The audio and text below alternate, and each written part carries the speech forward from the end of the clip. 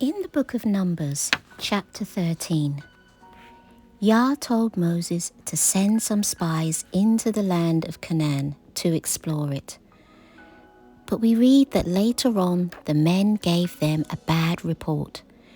And few verses later, they were speaking negatively, saying, "We can't attack those people. They are stronger than we are." And they spread among the Israelites a bad report about the land they had explored. But if we go back to verse 2, God had already told Moses that he was giving them the land. So why am I saying this?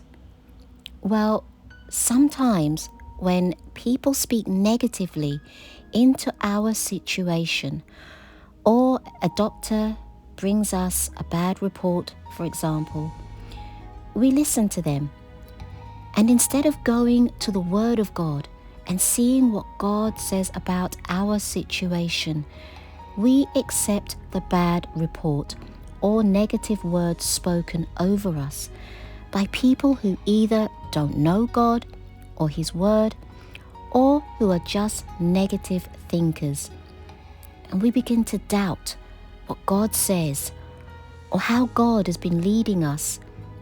And we begin to come into agreement with the words of the enemy instead of the mind of God.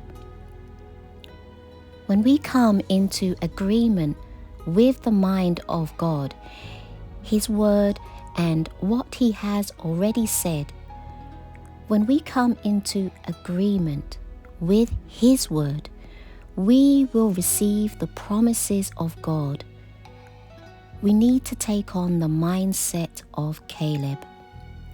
Verse 30 tells us this: "Then Caleb silenced the people before Moses and said, 'We should go up and take possession of the land, for we can certainly do it.'"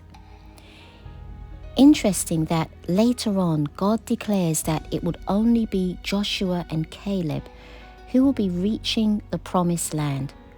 Why? Because they chose to believe the word of the Lord and not the bad report. So whose report will you believe? God's or those who are being negative? Yahuwah bless you.